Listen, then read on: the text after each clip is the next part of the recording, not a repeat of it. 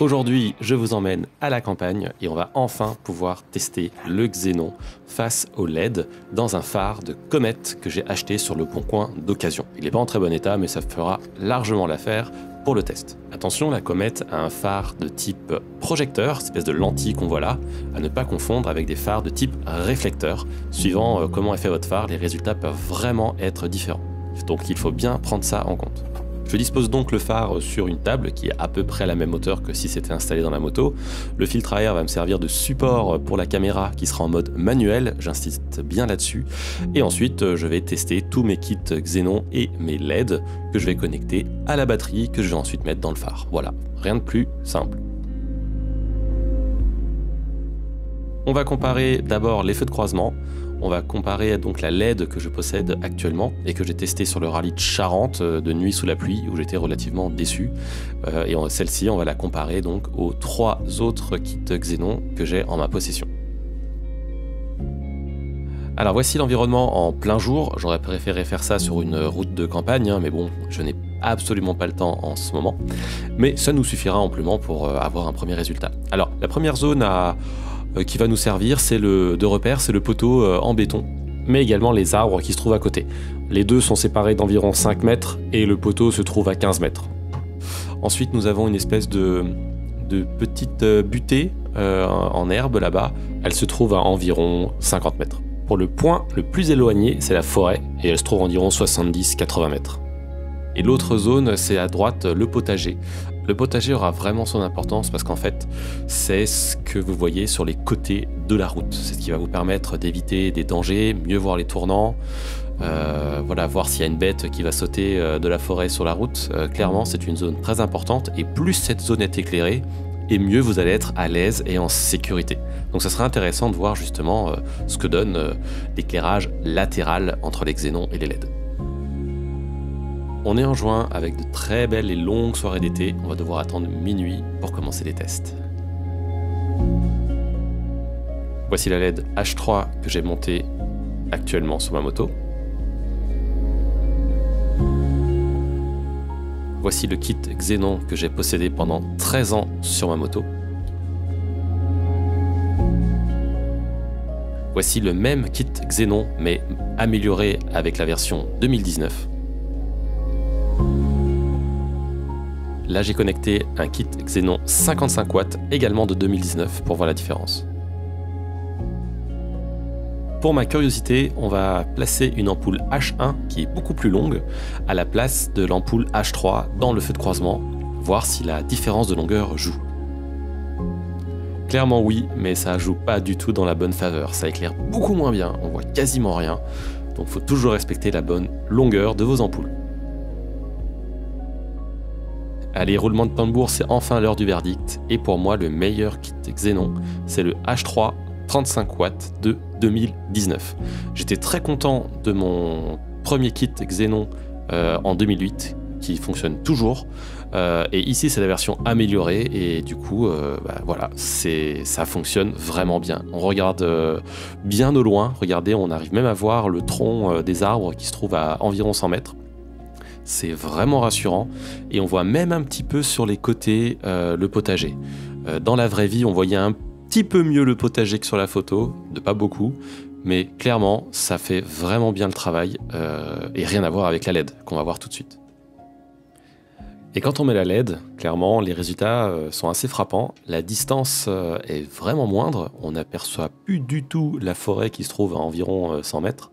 On ne voit même plus le potager. Donc s'il y a un danger dans cette zone, eh ben, on l'ignore complètement. Et surtout, la zone la plus importante, donc le poteau en béton et les 2 arbres, ne sont quasiment pas éclairés, quoi. C'est vraiment juste ce qu'il faut pour apercevoir quelque chose. Mais s'il y a quelque chose de danger, des gravillons, etc., on ne le verra pas du tout. Je suis à la fois déçu et rassuré. Déçu parce que les LED, c'est facile à installer, c'est léger, ça prend pas de place, ça fonctionne bien, c'est fiable, mais rassuré aussi parce que le sentiment que j'ai eu lors de la nuit de mon rallye de Charente, eh ben, ça se confirme. Je voyais mieux avec mes halogènes que j'avais lors de la nuit du rallye de la Sarthe. Voilà, clairement, c'est dit. C'est bizarre parce que lorsqu'on regarde une moto ou un vélo qui a des LED, ça éclaire très très fort.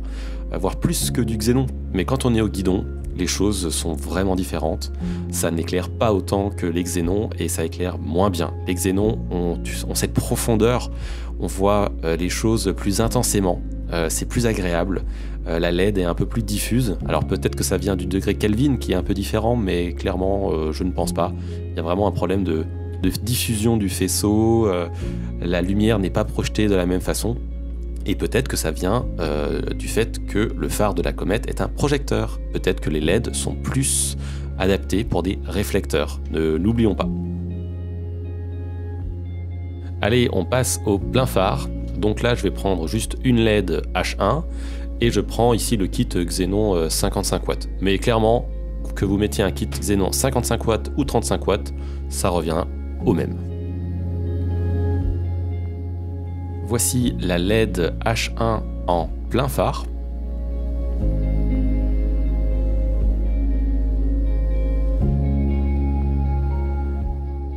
Et maintenant, on vient de mettre le Xénon H1 en plein phare.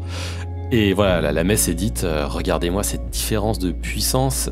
Les couleurs sont plus blanches partout, quoi. Regardez-moi le fond de la forêt. Là, on a un bloc, on a une forêt.